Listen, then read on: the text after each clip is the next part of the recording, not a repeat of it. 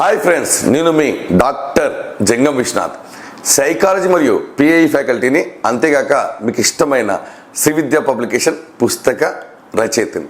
ఈరోజు మనం తెలంగాణకు సంబంధించి డిఎస్సికి సంబంధించి మనకు జనరల్ ర్యాంకింగ్ లిస్ట్ రాబోతుంది ఈ వీక్లో అన్నారు. మరి దీనికి సంబంధించి పరీక్షా పత్రాలు చాలా మార్పులు జరిగాయి, అంటే ఫైనల్ కీలో చాలా మార్పులు జరిగాయి. కానీ ఇదే ఫైనల్ కాదు అని గుర్తుపెట్టుకోవాలి, ఎందుకంటే చాలా మార్పులు జరగాల్సి ఉన్నాయి. మార్పులతో పాటు మార్కులు కూడా పెరిగే అవకాశాలు ఉన్నాయి. కాబట్టి ఆ ప్రశ్నలు కొన్ని మచ్చుకు చూపిస్తాను, మరియు ఖచ్చితంగా మీరు కలవాలి. ఎందుకంటే ఇది వ్యక్తిగత సమస్య. ఎందుకంటే ఎవరు కూడా కొన్ని రోజులు మర్చిపోతారు, తర్వాత నాకు పాయింట్ వాల్యూలో జాబ్ పోతుంది అనుకుంటారు. కాబట్టి ఎవరికి వారు తీసుకోవాలి, వారికి మేము సాయం చేస్తాం. మీరు యాప్లో మెసేజ్ పెట్టండి, ఎవరిని కలవాలి, ఎవరితో కలవాలి, ఎప్పుడు కలవాలి అనేటువంటి అంశాలు, ఎలా కలవాలి పూర్తిగా మేము హెల్ప్ చేస్తాం. మీకు తెలుసు, మన టెలిగ్రామ్ గ్రూప్లో వందల కొద్ది ప్రూఫ్స్ పెట్టడం జరిగింది. ప్రూఫ్స్ 90% మార్చడం జరిగింది, కానీ 10% మార్చినవి చాలా ఉన్నాయి. మరి ఈ సందర్భంగా అభ్యర్థులకున్న సందేహం ఏంటంటే, మాకు జాబ్ రాదేమో, జాబ్ రాకపోతే మాకు పరిస్థితి ఏమిటి? మరి ఇలాంటి సందర్భంలో మనం వెంటనే నిర్ణయాలు తీసుకోవాలి తప్ప ఆలోచించకూడదు. మరి ఏం చదవాలా లేక ప్రైవేట్ జాబ్ జాయిన్ కావాలా? మరి ప్రైవేట్ జాబ్ స్థిరమైన జాబా? కొందరైతే పెళ్లి చేసుకోవాలా, ఉద్యోగం చేయాలా, మరొకసారి ప్రిపేర్ కావాలా, ఇలాంటి ఆందోళనలో ఉన్నారు. నేను చెప్పేది ఏంటంటే, మీరు ఆల్రెడీ బాగా చదివారు, ఒకవేళ దగ్గరలో కనుక జాబ్ మిస్ అవుతుంది అనే ఒక బాధ ఉంటే కనుక మళ్ళీ ప్రిపేర్ కావడమే బెస్ట్. మరి ఈ ప్రిపేర్ అయ్యే క్రమంలో గ్రూప్స్కి వెళ్ళాలా, లేకపోతే మళ్ళీ టెట్ డిఎస్సి వైపు వెళ్ళాలా అనే ఒక సందేహం. టెట్ డిఎస్సి వైపు వెళ్ళాలంటే ఆల్రెడీ బాగా చదివాము, రాలేదు, మరి మా పరిస్థితి ఏమిటి? మళ్ళీ దాన్నే పట్టుకోవాలంటే కష్టం కదా అని అనుకుంటారు. ఈ యొక్క అభద్రత భావం ఉంటుంది 100%. కానీ గ్రూప్స్ లాంటి పరీక్షలకు వెళ్ళినప్పుడు మళ్ళీ కొత్తగా మీరు చదవాల్సి ఉంటుంది. ఆల్రెడీ పాత వారికి మీరు పోటీ ఇవ్వాల్సి ఉంటుంది. నా యొక్క ఉద్దేశం ఏంటంటే, మీరు ఖచ్చితంగా అదే లైన్లో ఉన్నారు, 90% చదివారు, 10% తప్పులు చేశారు. ఆ 10% కవర్ చేసుకుంటే కనుక మీరు మళ్ళీ ఖచ్చితంగా టెట్ డిఎస్సిలో మీరు ఖచ్చితంగా సక్సెస్ సాధిస్తారు. టెట్లో మార్కులు పెంచుకోండి, అవకాశం ఉంది. మళ్ళీ డిఎస్సికి ప్రిపేర్ కండి. ఎందుకంటే ఎలాగూ చదివింది మనకు తెలిసింది, మనకు పోటీలో ఉన్నారు, దగ్గర వరకు వెళ్ళారు. కాబట్టి మరి 1:3లో మీ పేరు వచ్చినంత మాత్రాన 1:1 మాత్రమే సెలెక్ట్ చేసుకుంటారు అనే విషయాన్ని మర్చిపోవద్దు. కాబట్టి అభ్యర్థులు ఫైనల్కి విషయంలో మా పుస్తకాలు చదివినటువంటి వారందరికీ కూడా మేము ఆల్రెడీ మనం టెలిగ్రామ్ గ్రూప్లో పెట్టాం. చాలామంది మార్చుకున్నారు. మళ్ళీ కొన్ని క్వశ్చన్స్ ఉన్నాయి, వీటిని మీరు ఖచ్చితంగా సాధించుకోవాలి, ఛేదించుకోవాలి. ఎందుకంటే ఎవరి హక్కుల కోసం వాళ్ళే పోరాడాలి తప్ప ఎవరికి పట్టించుకోరని గుర్తుపెట్టుకోండి దయచేసి. మరి మీకు తెలుసు, ఇది ఒక ప్రశ్న, చాలామంది అడుగుతున్నటువంటి ప్రశ్న. ఇది కరెక్టా తప్పా సార్ అని అడుగుతున్నారు చాలామంది.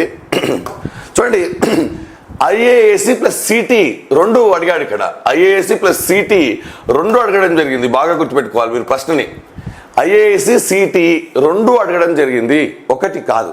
ఐఏఎస్సి సిటీలు ఏ పంచవర్ష ప్రణాళిక కాలంలో మొదటిసారిగా ఐఏఎస్సి మరియు సిటీలు స్థాపించబడ్డాయి? ఏ కాలంలో అన్నప్పుడు, ఏ పంచవర్ష ప్రణాళిక కాలంలో అంటే ఇక్కడ ఐఏఎస్సి గురించి పుస్తకంలో 1991 ఉంది. సిటీఈ గురించి నీట్గా పుస్తకంలో ఇచ్చాడు 10వ పంచవర్ష ప్రణాళిక కాలంలో అని. ఆ ప్రూఫ్ కూడా మీకు పెట్టడం జరిగింది. కానీ 1991లో పంచవర్ష ప్రణాళిక లేదండి. 1990 మరియు 91లో ఆర్థిక సంక్షోభం వల్ల పంచవర్ష ప్రణాళిక లేదు అని గుర్తుపెట్టుకోవాలి. కానీ పుస్తకంలో 10వ పంచవర్ష ప్రణాళిక అని ఉంది. ఇక్కడ ఏది కూడా కరెక్ట్ కాదు, కాబట్టి గుర్తుపెట్టుకోవాలి. ఇక్కడ ప్రూఫ్ కనుక చూస్తే చూడండి, ఇక్కడ ఇది మనకు పుస్తకం 10వ పంచవర్ష ప్రణాళికలో దేశవ్యాప్తంగా 38 ఐఏఎస్లు ఏర్పడ్డాయి. ఇది ఒక ప్రూఫ్ ఉంది మనకు. తర్వాత సిటీఈలుగా మార్చాలని 10వ పంచవర్ష ప్రణాళికలో మానవ వనరుల అభివృద్ధి శాఖ మార్గదర్శకాలు పేర్కొన్నాయి. ఇది సిటీఈ గురించి. ఇది టెలిగ్రామ్లో పెడతాను మీకు కనిపించకపోతే. అంటే దీన్ని బట్టి మీరు అర్థం చేసుకోవాలి, ప్రశ్న పూర్తిగా తప్పుగా ఉంది. మరి మార్కులు కలుపుతారా లేక చేంజ్ చేస్తారా, ఆన్సర్ ఇస్తారా అనేటువంటిది ఖచ్చితంగా మార్పు జరుగుతుంది. ఆ మార్పు కోసం మీరు ప్రయత్నిస్తున్నారు, వేల మంది ప్రయత్నిస్తున్నారు, ఎందుకంటే ఇది లైఫ్ కాబట్టి. మరి ఇలాగే తీసుకుంటే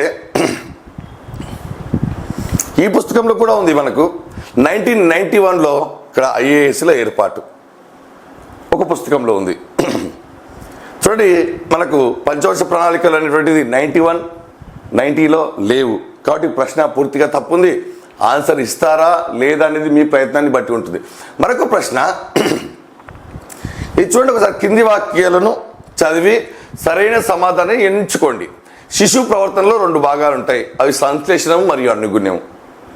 ఇంత చిన్న ప్రశ్నకు ఫైనల్ కీలో కూడా చూడండి, వాక్య 1 సత్యము, వాక్య 2 అసత్యం అని ఇచ్చాడు. మరి ఇక్కడ చూస్తే దీనికి సంబంధించి ఆన్సర్, శిశువు ప్రవర్తనలో 2 భాగాలు ఉంటాయి, అవి సంశ్లేషణము మరియు అనుగుణ్యం. పుస్తకంలోనే ఉంది, అయినప్పటికీ పరిగణలోకి తీసుకోలేదు. మరి ఈ సెషన్ రాసిన వారు మార్కు పోతే జాబ్ చాలా వెనుకబడి ఉంటారు. పాయింట్లలో, మైనూట్లలో ఉద్యోగాలు పోతున్నాయి. మీరు త్వరపడండి, మా సహాయం తీసుకోండి. మేము ఆల్రెడీ మాట్లాడి ఉన్నాం, మీకు ఖచ్చితంగా సహాయం అందుతుంది. నెక్స్ట్, కింది వాటిలో ఏది గాంధీ యొక్క ప్రాథమిక విద్య ప్రధాన సిద్ధాంతం అన్నాడు.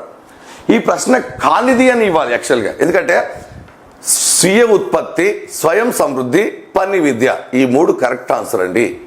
కానిదని ఇవ్వాలి, ఎందుకంటే ఇది గ్రామ సంఘాలు మాత్రమే ఉండవు, ఎందుకంటే చాలా ప్రూఫ్లు దీనికి సంబంధించి ఉన్నాయి. వారు ఇచ్చిన ఆన్సర్ కేవలం స్వీయ ఉత్పత్తి మాత్రమే, స్వీయ సమృద్ధి మాత్రమే ఇచ్చాడు, కానీ స్వీయ ఉత్పత్తి కూడా పుస్తకంలో ఉంది. కాబట్టి పని విద్య పుస్తకంలో ఉంది, చాలా పుస్తకాల్లో ఉంది. కాబట్టి ఈ ప్రశ్న కూడా మారే అవకాశం ఉంది. మరి ఆర్థిక శాస్త్రం మరియు విద్య మధ్య సంబంధాన్ని గుర్తించిన మొదటి వ్యక్తి, ఇక్కడ వాళ్ళు ఆడమ్ స్మిత్ ఇచ్చారు. ఆడమ్ స్మిత్ ఇక్కడ కూడా ఏ పుస్తకంలో లేదు, కానీ తెలుగు అకాడమీలో మనం ఆల్రెడీ పుస్తకం రాశాము, షుల్జ్ అని. చూడండి ఒకసారి, విద్య అర్థ శాస్త్రం మధ్య పదబంధాన్ని షుల్జ్ అనే శాస్త్రవేత్త 1960. మళ్ళీ ఇంకొక పుస్తకం తీసుకుంటే విద్య అర్థశాస్త్రం మధ్య పదబంధాన్ని 1960 అమెరికా ఆర్థిక సంఘంలో ఉపనిషిస్తూ మాట్లాడాడు. ఇది చిన్న ప్రశ్నకు కూడా మార్చకపోతే చాలా ఇబ్బంది అవుతుంది. టెట్లో కూడా ఇలాగే చేశారు, అప్పుడు ఎవరు పట్టించుకోలేరు. మన డిఎస్సి విద్యార్థులు ఎక్కువగా ఎమోషన్లో వాట్సాప్లలో, టెలిగ్రామ్లలో, మెసేజ్లలో బాగా ఉద్వేగాన్ని ప్రదర్శిస్తారు తప్ప పని విషయాల్లో ప్రదర్శించరు. కాబట్టి మీరు ప్రదర్శించాల్సిన అవసరం ఉంది. ఇది చూడండి, విద్యా హక్కు చట్టానికి సంబంధించి 6 నుంచి 14 సంవత్సరాల వయసు గల పిల్లలకి ప్రాథమిక విద్యను అందించడం దీని యొక్క లక్ష్యం. కానీ ఇక్కడ కేవలం 25% మాత్రమే ఇవ్వడం జరిగింది.